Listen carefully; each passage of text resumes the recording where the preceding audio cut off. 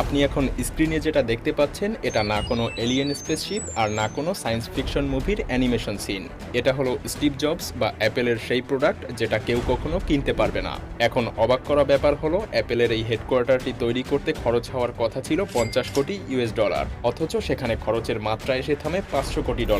তবে কি দুনিয়ার সবচাইতে বড় বিজনেস কোম্পানির দ্বারা এত বড় ভুল? স্বাভাবিকভাবেই ব্যাপারটা বেশ অস্বাভাবিক, তাই না?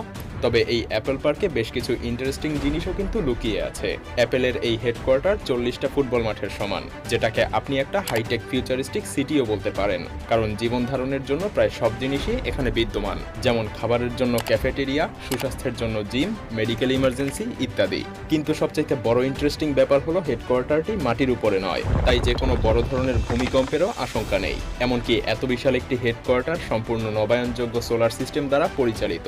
12 মাসের মধ্যে 9 মাসেই না কোনো এসির প্রয়োজন হয়, না কোনো হিটার। কিন্তু কিভাবে? তো বন্ধুরা, মায়াজাল আজকের ভিডিওতে দুনিয়ার সবচাইতে দামি এই বিল্ডিং এর পর্দা উন্মোচন করতে চলেছে। তো চলুন শুরু করা যাক।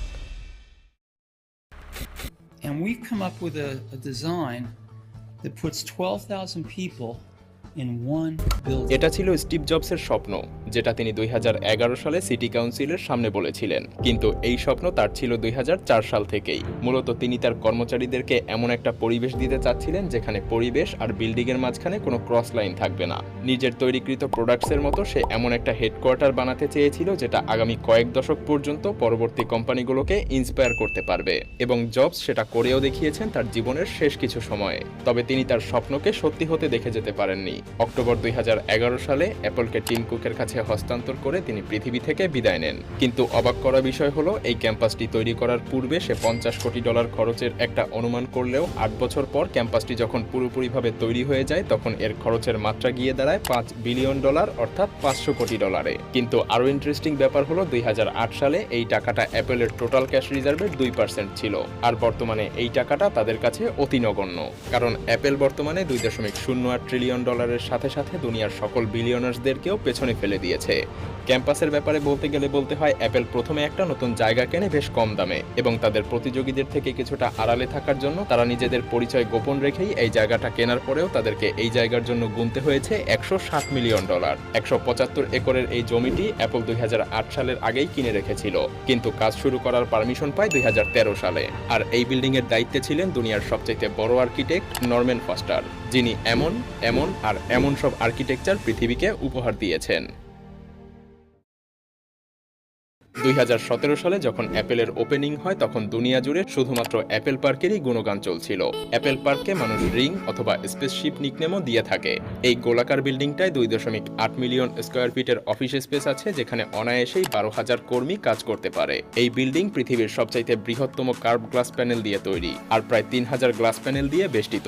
এই ক্যাম্পাসের বাইরে এবং ভেতরে দুই পাশেই গ্যালারির মতো জায়গা রাখা হয়েছে, যাতে কর্মচারীরা বের হতে বা প্রবেশ করার সময় হাঁটতে হাঁটতেই এই ক্যাম্পাসের সম্পূর্ণ সৌন্দর্য উপভোগ করতে পারে। তবে অ্যাপেল পার্ক কিন্তু শুধুমাত্র এই বিল্ডিং এর জন্যই বিশ্বজুড়ে বিখ্যাত না। এই ক্যাম্পাসে 3 লাখ স্কোয়ার ফুটের 2টা রিসার্চ ডেভেলপমেন্ট বিল্ডিংও রয়েছে, যেখানে 2000 জন কর্মী একসাথে কাজ করে।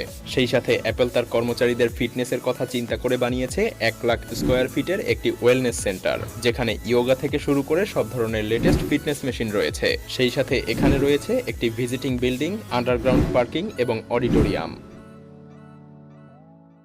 ভিডিওর শুরুতে আমরা বলেছিলাম অ্যাপেলের এই বিল্ডিংটি কিন্তু মাটির উপরে দাঁড়ানো নয়। তো এখন প্রশ্ন হলো, মাটি নয় তাহলে কি 12,000 এমপ্লয়ি নিয়ে এটা হাওয়ায় ভেসে আছে? না, অ্যাপেল কোম্পানি এখনো সেই প্রযুক্তির ছোঁয়া পায়নি। এই বিল্ডিংটি বানানো হয়েছে বেজ আইসোলেশন টেকনোলজি দিয়ে, অর্থাৎ এই বিল্ডিংটি 692টি স্টেইনলেস স্টিল প্লেটের উপরে দাঁড়িয়ে আছে, যা অনেকটা এভাবে কাজ করে। তার মানে পুরো বিল্ডিং এই প্লেটসগুলোর উপরে দাঁড়িয়ে থাকে, আর যা কিনা যে কোনো প্রাকৃতিক বিপর্যয়ের সময় 4 ফিট পর্যন্ত কোনো ক্ষয়ক্ষতি ছাড়াই যে কোনো ডিরেকশনে মুভ করতে পারে। শুধু তাই নয়, এই প্রযুক্তি এতটাই কার্যকরী যে প্রায় 8-এর বেশি ম্যাগনিটিউড ঝটকাকেও সহজে নিয়ে নিতে পারে। আর অ্যাপেলের এই বিশাল ক্যাম্পাসকে সুরক্ষিত রাখতে স্টিভ জবস নিজেই এটাকে পছন্দ করেছিলেন। তবে জাপানের এই প্রযুক্তিটি শুধুমাত্র অ্যাপেলের মেইন বিল্ডিং না, বরং অ্যাপেল পার্কের অডিটোরিয়াম, যাকে স্টিভ জবস থিয়েটার বলতো, সেখানেও ব্যবহার করা হয়েছে। এই অডিটোরিয়ামটি স্পিকারবিহীন 155 ফিট জায়গার উপরে মেটালিক কার্বন ফাইবার দিয়ে তৈরি করা হয়েছে। একসাথে 1000 লোক ধারণ করার পরেও পুরো জায়গাটাকে আপনার খালি বলেই মনে হবে না। অ্যাপেলের কাছে কোনো জাদুবিদ্যা নেই যার ফলে এমনটা মনে হয়। আসলে থিয়েটারের আসল রূপ গ্রাউন্ড ফ্লোরে, উপরে শুধু এই কাচের দেয়াল।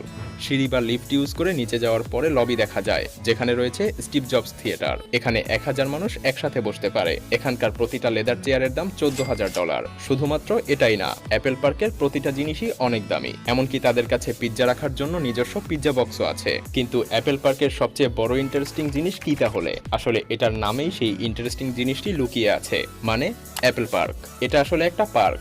এটাই পৃথিবীর একমাত্র কাজের জায়গা যেটা কিনা 9000-এরও বেশি গাছ দিয়ে আচ্ছাদিত, যার মধ্যে উল্লেখযোগ্য এপ্রিকট, অলিভ, চেরি, পাল্ম এবং অবশ্যই অ্যাপেল গাছও রয়েছে। মূলত অ্যাপেল পার্কে এত গাছ লাগানোর একমাত্র কারণ ছিল এটা শুধুমাত্র কাজের জায়গা নয়, বরং তাদের কর্মীদের জন্য একটা নেচার ফ্রেন্ডলি আবহাওয়া তৈরি করা। আর এই অ্যাপেল পার্কের প্রয়োজনীয় বিদ্যুতের সরবরাহ আসে নবায়নযোগ্য শক্তি থেকে। অ্যাপেলের স্পেসিফিক রিং বিল্ডিং এর উপরে লাগানো হয়েছে 72 মেগাওয়াটের সোলার প্যানেল, যেখান থেকে পুরো ক্যাম্পাসেই বিদ্যুৎ সরবরাহ করা হয়। শুধু তাই নয়, অ্যাপেল তাদের সকল প্রোডাক্টেও রিনিউয়েবল এনার্জি ব্যবহার করে। এই কাজকে আরো সহজ করে অ্যাপেল বিল্ডিং এর ন্যাচারাল ভেন্টিলেশন সিস্টেম। তাপমাত্রা বাড়া বা কমার সাথে সাথে এখানকার অপটিমাম তাপমাত্রা অটোমেটিকই সেট হয়ে যায়, কারণ এখানে বাইরের বাতাস সহজেই ভেতরে প্রবেশ করতে পারে আর ভেতরেরটা বাইরে, মানে কর্মীদের সাথে সাথে এই বিল্ডিং নিজেও শ্বাস প্রশ্বাস নেয়। এখানকার তাপমাত্রা গরম ঠান্ডার তারতম্যে 20 ডিগ্রি সেলসিয়াস থেকে 25 ডিগ্রি সেলসিয়াসের মধ্যেই থাকে, তাই বছরের 9 মাসই না লাগে কোনো এসি না কোনো হিটার। অ্যাপেল গার্ডেনের ক্যাফেটেরিয়া এত বড় যে এখানে একসাথে 4000 লোক ফুড এনজয় করতে পারবে কোনো গ্লাসের মধ্যে আবদ্ধ না হয়ে, বরং তারা ফুড এনজয় করবে নেচারকে উপভোগ করতে করতে। এছাড়াও এখানে রয়েছে 3.2 কিলোমিটার রানিং পাথ, 1000 সাইকেল, এমনকি এখানে আন্ডারগ্রাউন্ড পার্কিং সিস্টেমও রয়েছে, যেখানে 14000 গাড়ি পার্ক করা যায় যাতে করে বাইরের সৌন্দর্য নষ্ট না হয়। আরও রয়েছে একটা ইয়োগা সেন্টার এবং 2টা ফিটনেস সেন্টার। সেই সাথে ক্যাম্পাসের সৌন্দর্য আরও বাড়ানোর জন্য এর সেন্টারে রয়েছে রংধনুর মতো একটি স্থাপনা। এই রংধনুর কালার অ্যাপেলের পুরনো লোগোর মতোই ইউজ করা হয়েছে। এরপর আসে অ্যাপেলের ভিজিটিং সেন্টার, যেখানে আপনি আপনার আইপ্যাডে সহজেই অ্যাপেল পার্কের পুরো একটা রিয়েল ভার্সন দেখতে পাবেন। 10,000 ফুটের এই এরিয়াতে রয়েছে অ্যাপেলের সব ধরনের লেটেস্ট প্রোডাক্ট, যেখানে 1916 সালে বানানো একটি বার্নও আছে অ্যাপেল, যেটাকে মেইনটেনেন্স টুল রাখার জন্য ব্যবহার করে। আপাত দৃষ্টিতে এটা আসলে শুধুমাত্র কাজের জায়গা নয়, বরং এটা একটা অ্যাপেল সিটি। এখন আপনারাই বলুন, অ্যাপেল এই পার্ক বানানোর আগে যে মিসক্যালকুলেশন করেছিল সেটা করা স্বাভাবিক নয় কি?